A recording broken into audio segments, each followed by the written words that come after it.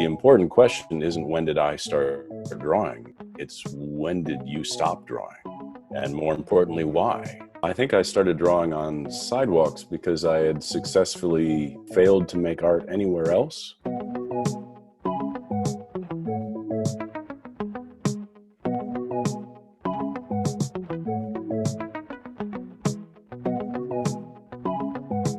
Art that's on the street, and especially art that's underneath your feet. It's part of your regular life. It's something you see without having expected to see art today.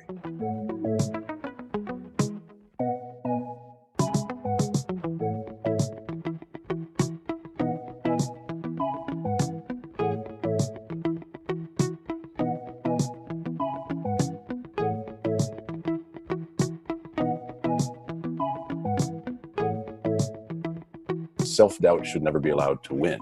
We are all brilliant artists under the age of 5. This self-doubt is something we learn, but also to let people know that they have every right to throw down their pencils and never draw a picture again, because it might be that their form of creative expression is sculpting or dancing or baking or telling a joke really well or stacking sugar cubes in a precise way just for the sheer joy of it.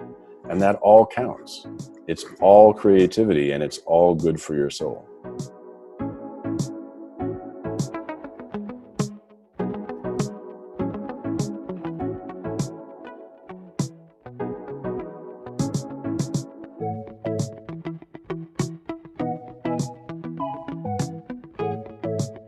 Science is how we solve problems, but art is how we cope with them, which is good because science often takes a long time to solve them. And in the meantime, we have to cope. My brain is constantly trying to help. It's trying to think its way out of this situation by thinking of all the stuff I should be doing and all the stuff I might be doing wrong, but it makes me absolutely miserable. So I think creativity serves, among its many purposes, the ability to make that part of your brain shut up. Just stop. Because it's trying, but it's not helping.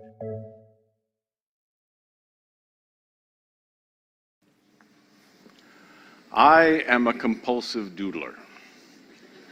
I doodle on placemats and bar coasters and napkins, anything I can get my hands on everywhere I go. Doodling is how my parents kept me quiet as a child, and doodling is generally how I avoid talking to people as an adult. However, despite thousands and thousands of hours spent doodling, I do not think of myself as an artist, or at least not a capital A artist. I don't own the hat, I can't grow the mustache, but more importantly, I don't think capital A artists are afraid of blank canvases. And I'd like to talk to you today about my fear of blank canvases and how a street lamp helped me get around it. Twice. In 1985, I was a high school student here in Ann Arbor. Ann Arbor was quieter in the 1980s than it is now. Shorter buildings, narrower streets, incandescent street lights, and parking meters that accepted actual nickels and dimes. And one day I was walking down Washington Street and I saw, painted in the middle of the sidewalk, Mickey Mouse's head. And it was definitely Mickey Mouse. It had the wide grin and the big eyes and that nose that weirdly looks like a thumbprint. But the most impressive thing is that it was definitely Mickey Mouse's head, even though it was missing the most important feature. It had no ears. Now, whoever painted it, they couldn't have run out of time because all of the black parts of the picture had been stenciled simultaneously, and it didn't seem likely that they'd forgotten, because who forgets that Mickey Mouse has ears? And if I'd been a more serious person in 1985, I might have wondered about what this meant, whether it was symbolic of the cultural deafness of corporate entertainment media. But I was a teenager and I had stuff to do, so I just kept walking and I forgot all about it. I wouldn't have remembered it to tell you about it today if I hadn't happened to walk down the same street a few weeks later, at night, after the street lights turned on, and discovered that the Earless Mickey painted randomly on the sidewalk was not random at all, because at night, the light from the nearest street lamp hit one of those double-headed parking meters, and the shadow from that parking meter fell exactly where it needed to be to give Earless Mickey his ears. Now, suddenly understanding that this seemingly random thing had been so precisely placed for such a ridiculous reason, it made me childishly happy. I wanted to tell everyone I knew so they could have the same experience, and then realized that they couldn't have the same experience unless I let them discover it for themselves. And then I wanted to find out everything I could about this genius artist. But of course that was impossible because the Earless Mickey was unsigned. There was no indication of who had made it. It was years before I even met anyone else who had seen it and could confirm that I hadn't hallucinated the whole thing. And at least 20 years went by before I met anyone else who claimed to know who had done it. The problem is I met several people who claimed to know the story behind the Earless Mickey, and their stories did not agree. Only 3 facts were consistent. There had been several Mickeys painted all over town. They'd all been painted by a guy named Chris, and Chris had died a few years later, so I had no hope of finding him and talking to him myself. Now, I didn't want to get on stage here today and attribute one of the most important art experiences of my life to some guy named Chris, so I did some serious research. I Googled it. But unfortunately, who painted a Mickey Mouse head on the streets of Ann Arbor in the 1980s is one of those few questions that the internet knows almost nothing about. In a world where you can get thousands of search results on the most pointless topic, the total list of relevant Google answers in this case was 2. And they did not agree. One source gave credit to a Chris Dunn, which is unfortunately also the name of a very popular children's book illustrator who has never set foot in Ann Arbor and was not alive in the 1980s. Another source was just as confident that the Earless Mickey was painted by Chris Frayne, a local artist who designed logos for the Blind Pig Cafe and the Washtenaw Dairy, and brother of the lead singer of a very popular band, Commander Cody and the Lost Planet Airmen. Now, as luck would have it, my uncle was briefly one of the Lost Planet Airmen. So I went and I asked him about it. And he said 2 things. First, he said, "Doesn't sound like something Chris Frayne would do," which was somehow even less helpful than the internet. But then he said something else. He said, "Why does it matter?" And he had a point, because Chris Dunn or Chris Frayne or whatever space alien had created the Earless Mickey, he or she or they had put 0 effort into claiming authorship. And in visual art, that's unusual. And in street art, it's almost unheard of. Graffiti is often nothing but the artist's signature. And famous paintings, unlike famous songs or famous quotes, are never by anonymous. There's always a name. Sometimes it seems like we're only supposed to care because of the name. And that is what gave Earless Mickey its power. Because without a who, there was no way to investigate why. And without a why, it was hard to be absolutely certain that this was a work of art and not a hallucination. Or at least a secret message that was placed there specifically for me to find. And in a way it was. Not everyone walks down that block of Washington Street. And of those that do, only some of us look at our feet while we walk or walk around after dark, much less do both at the same time. And the number of people who were lucky enough to notice that exact spot first during the day and then at night was probably in the tens. This was an exclusive experience offered to an accidental elite. It was a piece of performance art in which the only performer was a streetlight turning on. And the only audience was whoever happened to notice. And that's another thing. Looking back on it now that artists like Banksy have made street art more respectable, I think the Earless Mickey still stands out as a piece of street art that can really only exist on the street. Lots of graffiti artists have had exhibitions inside galleries, and whole walls have been chipped away and sold to collectors after Banksy put art on them. But if you wanted to recreate the Earless Mickey inside an art gallery, you would have to recreate everything. The parking meter, the street lamp, and even the nighttime.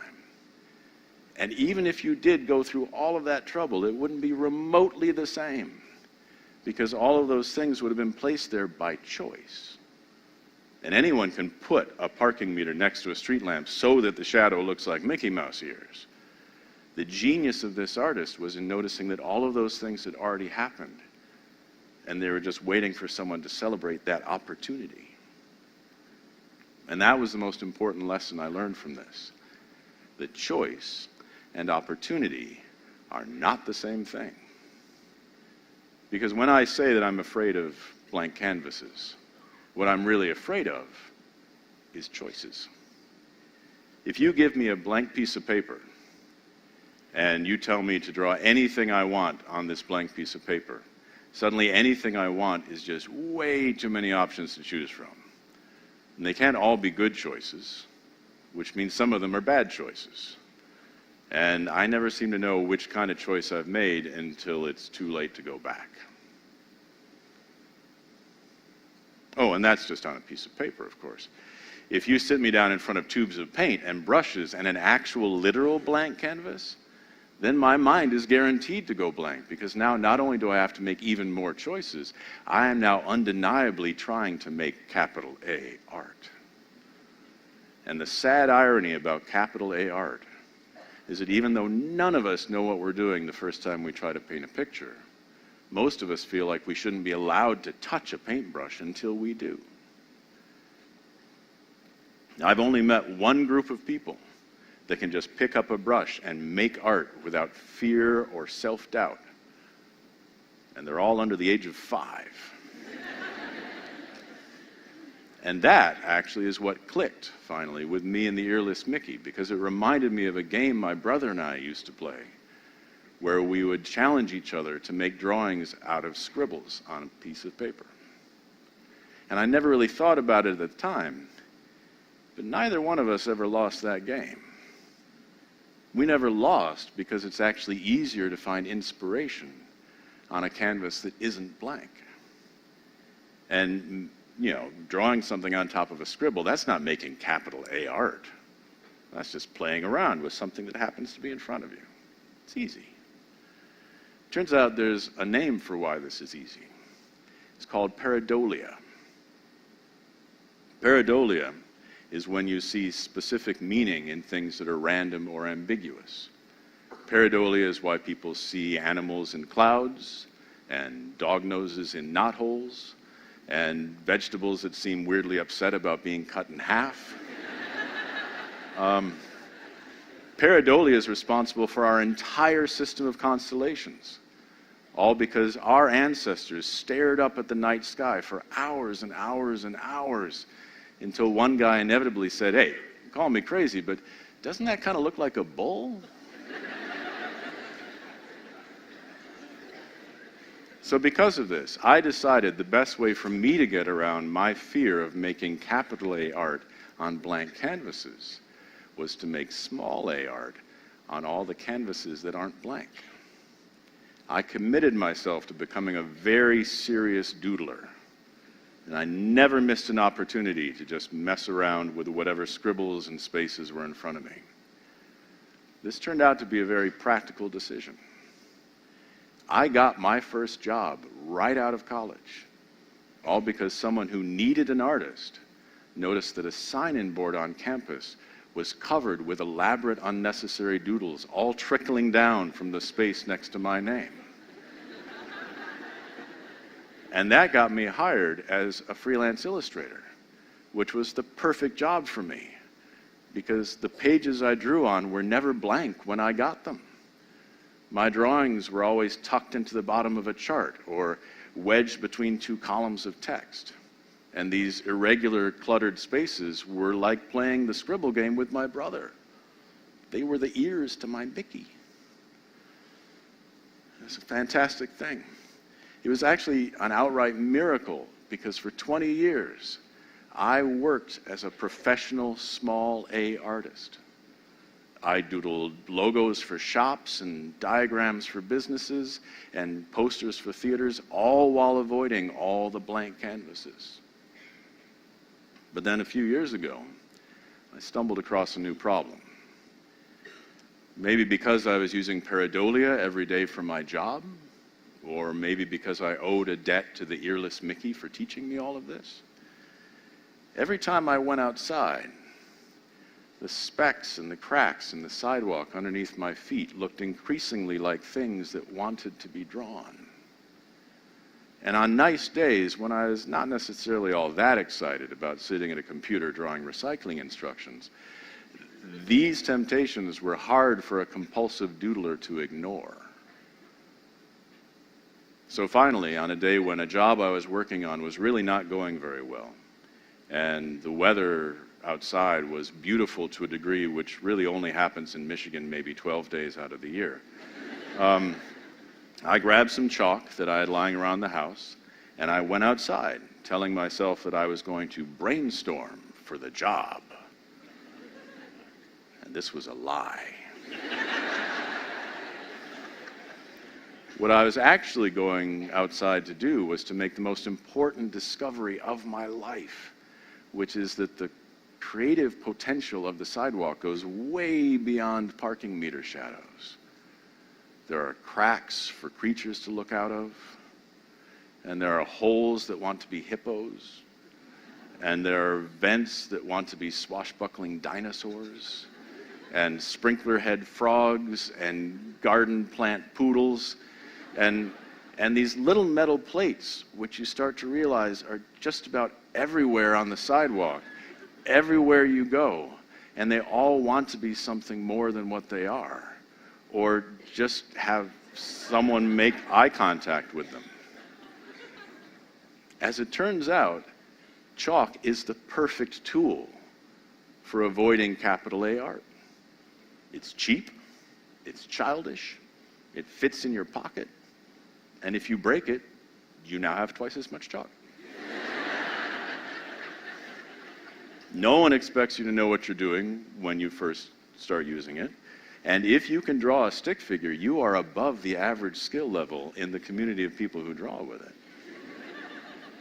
And also, like the Earless Mickey, this is a kind of street art that can really only exist on the street. Not only because it's a layer of dust on the ground, but because it's inspired by and stuck to pieces of the real world. So since you can't take it home, and you certainly can't sell it to a gallery, you have no reason not to just enjoy having an excuse to be outside on a nice day, and maybe the opportunity to leave a secret message for the next person who looks at their feet while they walk. This was such a natural fit for me, and my chalk drawings became so popular on the internet, I had to give up my job to make more time for crawling around outside. I got comfortable with being a medium-sized A artist, only because, my gallery was the sidewalk and my tools had Crayola stamped on the side. But it was a surprisingly level-headed career move. I now sell books and prints and tote bags of my imaginary friends. I visit schools and festivals all over the world. And more importantly, the thing I used to do to avoid talking to people is now the primary way that I connect with them. Really, there's only one thing that sidewalk chalk hasn't been able to help me with, and that's blank walls. Chalk doesn't stick to walls as well as it sticks to the ground, and walls tend to belong to people who might not be okay with me trying to stick chalk to them. So I tend to leave them alone, which is frustrating.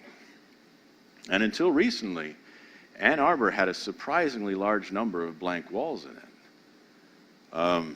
And that was very, very frustrating. And since I couldn't really think of anything to do to make a difference about this, I did what seemed like the next best thing. I took pictures of them. For years, I collected all these frustratingly blank spaces in a private photo gallery that I called the Walls of Shame. And I think I told myself that I would eventually throw all these pictures on the desk of the mayor or the city council and demand that something be done. But the truth of it is, I never even got around to showing them to anybody. I just did it to make myself feel better, like I was keeping tabs on the enemy.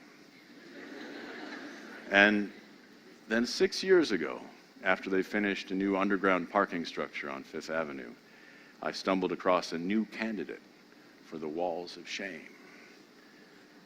It was a very small wall, just the backside of an entrance ramp. But it was right in the middle of town, right in between the library and the post office and the bus station, so I walked past it almost every day.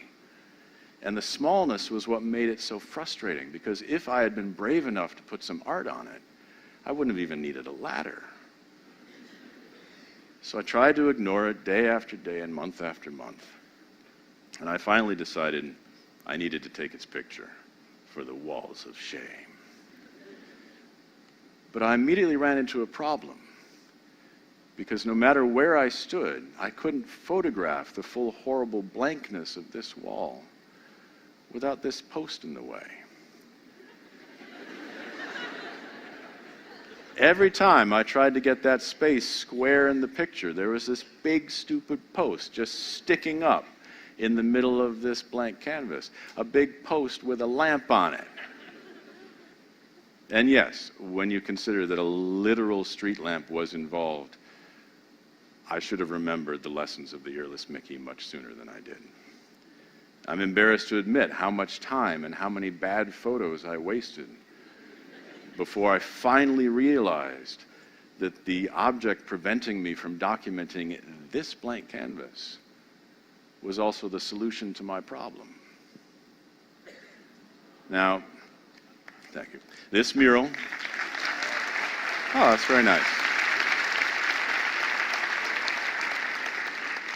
Now this mural, which I painted with the help of the same uncle who said, "Why does it matter?"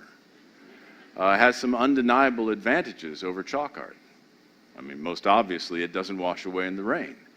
But that means we were able to paint it during the day, even though it is much better viewed at night. And better yet, at night in the rain, which was never going to happen with a chalk drawing. And also, like the Earless Mickey, this too is a piece of performance art. But in this case, the performer is not just the street lamp, but whoever decides to hang off of it. And most importantly, this, my one piece of maybe capital A art on the streets of Ann Arbor, is always there to remind me that, yes, blank canvases may be scary, but they're also rare. Our choices are always guided by what's in front of us.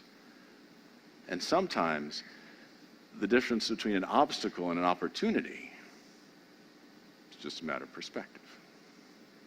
Thank you very much.